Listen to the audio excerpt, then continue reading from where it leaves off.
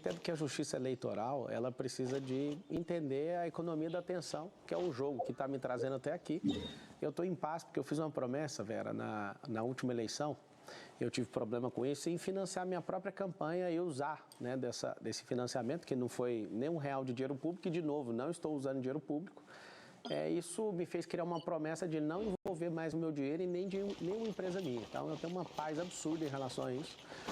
Eu acredito que suspender o único meio de comunicação que a pessoa tem é uma censura prévia. Mas eles permitiriam que o senhor abrisse outras, né? Mas permitir, se não fosse alguém tão conhecido como eu, a pessoa tinha perdido a eleição, né? Eu agradeço aos não sei quantos milhares de influenciadores que conhecem meu trabalho e que colocaram à disposição as redes deles. Inclusive, essas pessoas que não, dentro da pré-campanha e na campanha não tem nenhum tipo de financiamento, elas estão fazendo de forma voluntária, porque elas entendem o que eu estou passando, essa perseguição. Para você que está assistindo, essa questão de censura prévia está lá no artigo 5º da Constituição Federal, inciso 4. Por que ela é prévia? Porque não censuraram o conteúdo, falaram que essa censura era sobre monetização. Você pode pegar a decisão tanto do grupo da Meta, salvo engano é Meta, ou Google e X, eu não sei se foi 2 ou 3, salvo engano, que eles mesmos discordam disso. E continuou a liminar vigente. Eu respeito a justiça, tanto é que eu não fiquei chorando, eu fui atrás e pedi ajuda para as pessoas e criei um canal imediatamente. Esse canal, graças a Deus e essas pessoas, ele está maior do que de qualquer outro candidato. Estou muito satisfeito com isso. E foi um rebote muito ruim, porque foi onde a gente mais cresceu na pesquisa eleitoral. Eu vou passar já para os meus colegas. Numa entrevista a um canal do YouTube chamado Achismos TV, o senhor falou que criou esse campeonato de cortes e que quem tem mais visualizações, o senhor paga em dinheiro. Tem garotos ganhando 400, 600 mil reais por mês. Então, essa competição de 26 de junho a 7 de julho não teve remuneração em dinheiro? Esses 400 mil, você vai olhar, eu nunca paguei isso. Quem paga são as plataformas. Vou explicar como é que funciona. Inclusive, você que está assistindo, você pode aprender a usar no digital. Não é meu intuito na campanha, mas já que está trazendo esse assunto, é bom que todos os brasileiros saibam que realmente tem jovens ganhando muito dinheiro com isso. O TikTok, por exemplo, onde eu tenho 3,5 bilhões de marcações, pra você ter uma noção, não tem ninguém na história da política brasileira que tem isso, nem o Bolsonaro.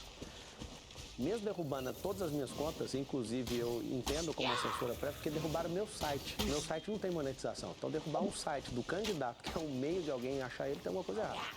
Entendo, defendo a justiça, acredito que, inclusive, vou poder contribuir com isso, né, para que a justiça tenha uma leitura diferente dessa economia da atenção que é usada na internet. Essa eleição de São Paulo, com a nossa candidatura sendo aprovada pelo povo no primeiro turno, vai todo mundo abrir os olhos para um novo tipo de política. Da minha parte, fiquem em paz, não coloquei, não coloco e não vou colocar meu dinheiro.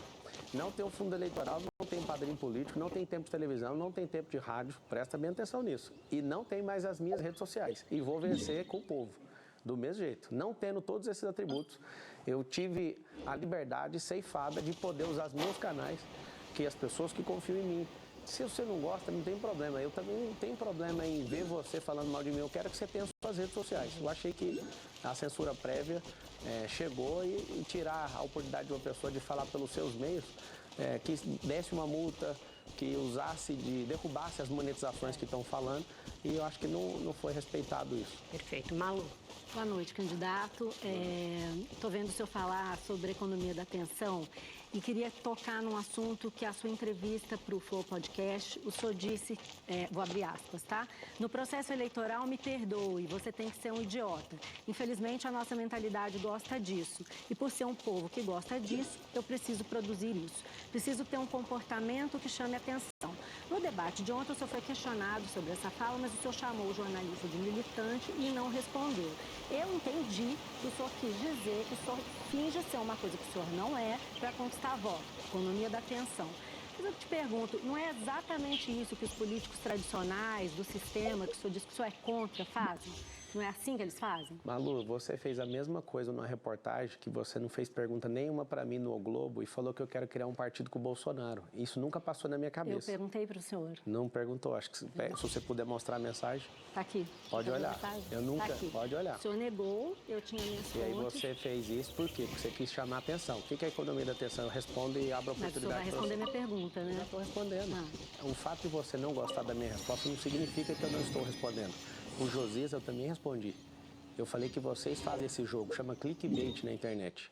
Joga uma headline, destrói a pessoa e depois vê o que vai dar. Eu não vou chamar de fake news, porque eu não gosto desse termo.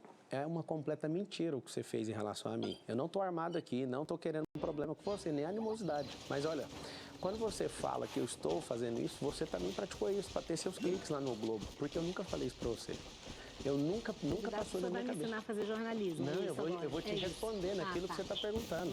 Eu não tenho intenção de ser jornalista, eu sou prefeito de São Paulo, próximo prefeito. E eu quero mostrar para as pessoas que fica entalado aqui.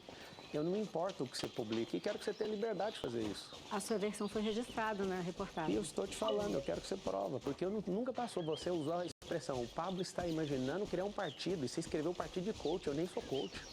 Ah, não? Não. Entendi. Olha para você ver, não sou coach, você falou que eu queria criar isso. Eu não quis criar isso, isso é uma invenção da sua cabeça. E estou falando aqui com o maior... como funciona o jornalismo. Não, você pode fazer. Eu acho que você entrar na pergunta de agora, exatamente, né? Exatamente. Eu já acabei de responder, você usou a economia da atenção. Não foi isso que eu perguntei. Eu perguntei se o senhor não acha que isso é uma coisa de político tradicional, que finge que é uma coisa para poder conquistar a voto. Então o senhor acha que o eleitor é idiota ou não? Deixar ele responder. Claro que não, hein? Foi o que o senhor falou. Não, se bem que é para acreditar em quem, então? Se bem que você trouxe uma situação assim, quem votou no Lula deve ser idiota, só pode. Porque tudo que foi feito, o roubo daquele, mais de 1 trilhão, mais de 10 processos, 9 anos de condenação, 3 instâncias, 580 dias de cadeia. Ele agora, com 2 anos, não vejo ninguém falando do rombo de 1 trilhão fiscal. Colocou 10 novos impostos. Ela não só pode ser um idiota para votar na pessoa de novo. E para votar no senhor, não? Não sei, a pessoa vai ter que testar. Ela vai ter que colocar alguém diferente, alguém que é gestor, alguém que é social, que é o que eu provo. Eu faço com o meu dinheiro, não faço com o dinheiro público. O ciúme das pessoas comigo e estão tentando me parar é porque eu já faço com o meu próprio dinheiro. E eu estou de saco cheio, eu quero ajudar. Essa é uma questão minha. Eu quero continuar em paz a entrevista, mas o que você fez eu quero deixar registrado. O que você fez foi algo que eu nunca imaginei, nunca te falei e ninguém nunca falou isso por mim e está desautorizado. Eu nunca pensei em fazer isso. Nem sou coach, nem criar partido de coach, muito menos como o Jair Bolsonaro. Eu não pensei isso. Você aproveitou da economia da atenção, que meu nome está hypado. Candidato, o senhor é coach, eu sou jornalista. Eu não sou coach, eu acabei de falar. Quando o senhor foi preso a primeira vez em 2005, eu cobria o Mensalão. Quem? Quando o senhor foi preso a primeira vez em 2005, eu estava cobrindo o Mensalão. Então o senhor não vai me ensinar a fazer jornalismo. Eu não estou te ensinando, você só objetivo. Gente, vamos fazer assim, vamos rodar. Eu apurei. Apurou aonde? Com as pessoas que fala o nome. Que falam. O nome. É por isso que o senhor está querendo dizer. Que o senhor conhece bem, que é off, né? Não, mas tudo bem. Acho que a entrevista não é sobre isso. O senhor é um ótimo coach e eu faço meu papel como jornalista. Qual insistência sua em falar que eu sou coach? Tá bom, vamos rodar. Amanda, por favor. Economia da atenção. Amanda.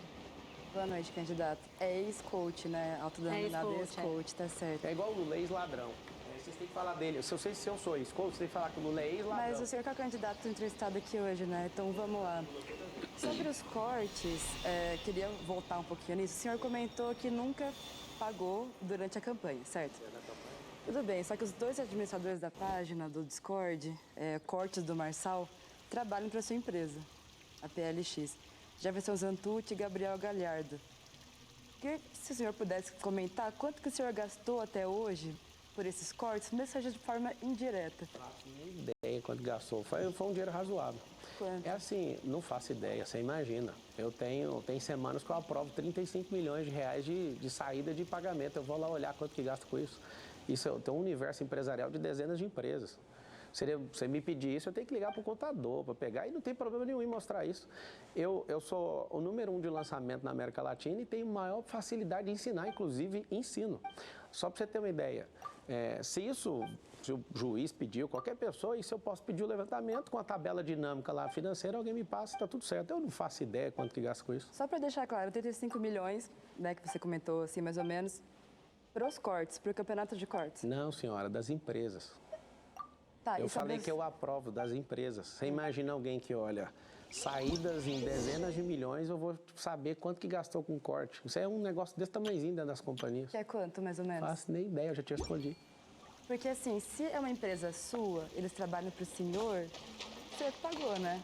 Mas no período eleitoral eu não paguei, é isso que eu tô te falando. Deixa eu só fazer uma Antes do saída período aqui. eleitoral, eu vou continuar, eu já falei que eu orgulho de ensinar isso. Eu já cansei de fazer isso, não tem problema nenhum. Dentro da pré-campanha e na campanha não houve. Candidato, a esse respeito, a Agência aos Fatos pegou o regulamento do campeonato nessa disputa que eu mencionei, realizada entre os dias 24 de junho e 7 de julho, na comunidade Cortes do Marçal, está dito, entre aspas, o regulamento da competição exige a publicação da hashtag, aí o jogo da velha, prefeito Marcal, e prevê pagamentos entre 50 e 5 mil, dependendo do número de visualizações ou volume de postagens.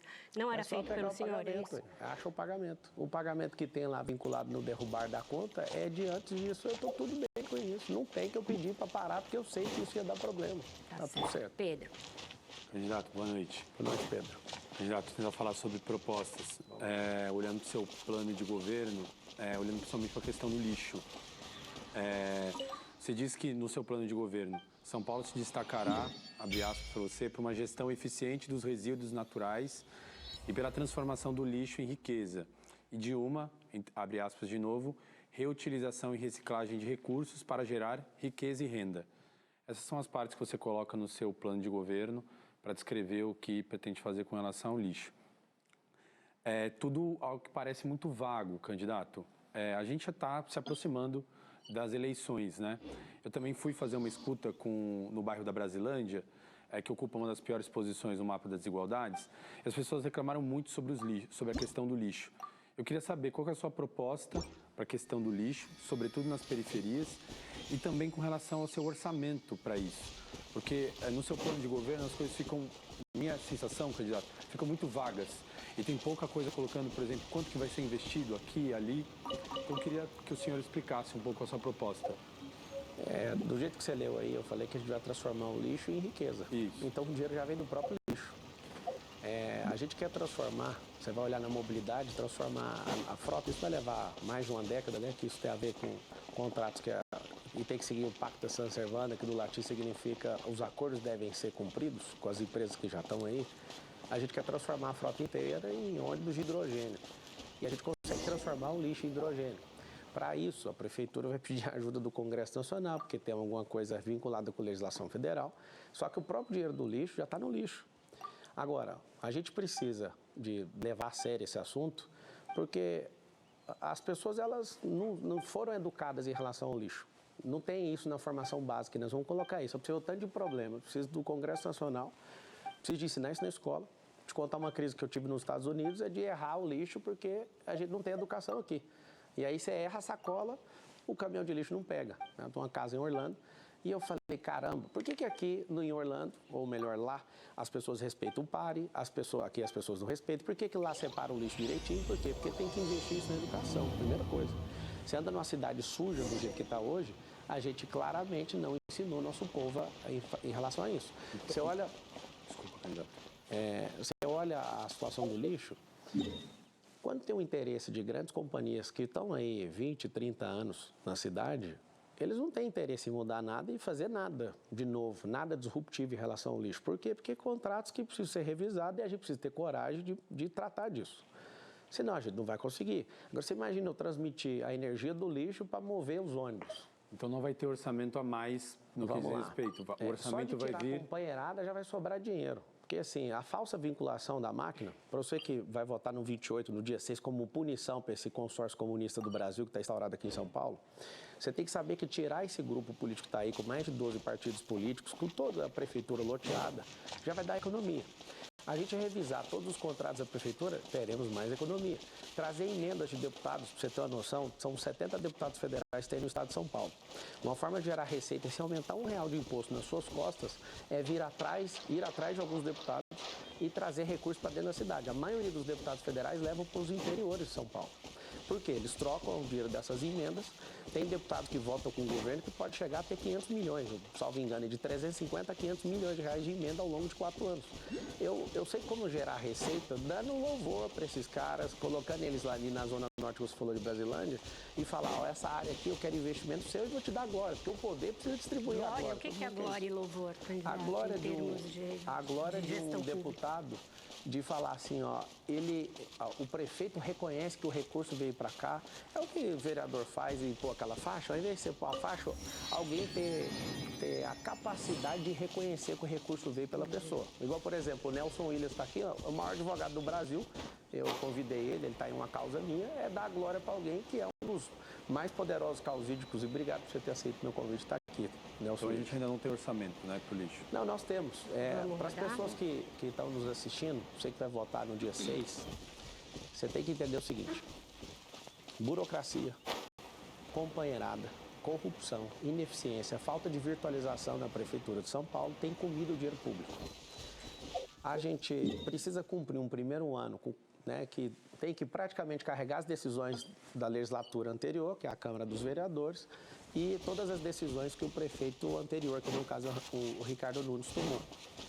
A gente, nesse primeiro ano, não vai ter esse tanto de coisa que a gente imagina, mas a gente organiza a casa com uma coisa, austeridade. Todo governo de direita, todo governo conservador, ele é austero. O que ele tem que fazer? Ele tem que enxugar a máquina e dar prioridade para aquilo que faz mais sentido. Eu vou te falar o que faz mais sentido. Zerar essa fila de 447 mil pessoas que estão precisando de exame. Vamos fazer o seguinte, candidato, a gente fala dos outros assuntos nas próximas perguntas, porque ele perguntou de lixo, acho que o senhor já respondeu. Eu queria ouvir o... Tudo bem, candidato? Tá bom. Boa noite. Vamos lá, Bruno. Boa noite. Candidato, eu quero fazer uma pergunta para o senhor sobre transparência, um pouco em cima do plano de governo também. O seu plano de governo tem um item lá específico, a prefeitura digital, transparente e pública. E em uma sabatina recente que o senhor fez para a CNN, se não estou errado, o senhor falou que no seu governo ainda vai ter uma coisa a mais ali, que é as reuniões que o senhor tiver no seu gabinete vão ser transmitidas, mais ou menos da forma como o senhor faz hoje em dia. Na campanha, já teve algumas situações que o senhor está enfrentando que podiam ter colocado em prática já essa gestão transparente. Por exemplo, tem essa questão que o noticiário tem dado aí da ligação do Leonardo Avalanche, presidente do seu partido, com o PCC.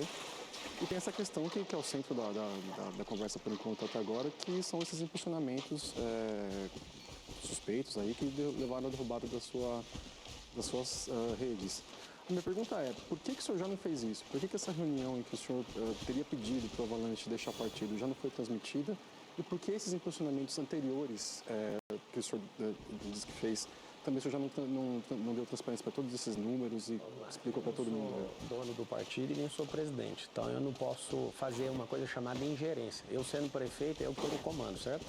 Sobre a Avalanche, você acabou de falar que ele tem ligação com o PCC, eu queria saber por que o PCC não ajudou ele, porque foi noticiado hoje que ele está sendo despejado da casa dele. Vocês gostam de criar, quando eu falo você, com todo respeito, te tirando, tá, Bruno? O Metrópolis gosta de pôr uma pressãozinha ali e vincular tudo que é negativo para cima de mim, mas é uma opinião minha. É uma opinião, né? A questão da gente viver num Estado democrático de direito e na liberdade, você não pode ficar chateado com a opinião. Se você quiser fazer pergunta, Essa matéria, inclusive, da Folha de São Paulo. E aí piorou, mas tudo certo. É uma questão de opinião, né?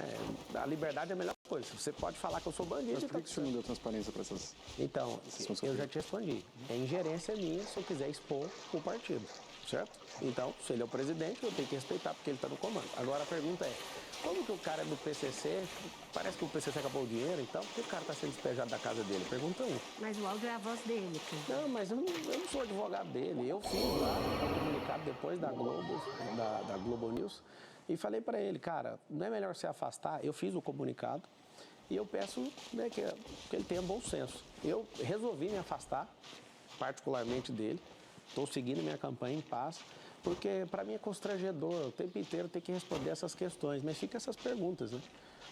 Na minha vida particular eu não mostro tudo, mas reuniões onde eu tenho certeza que as pessoas vão querer me colocar com o pescoço numa forca, eu vou ligar a câmera para mostrar assim.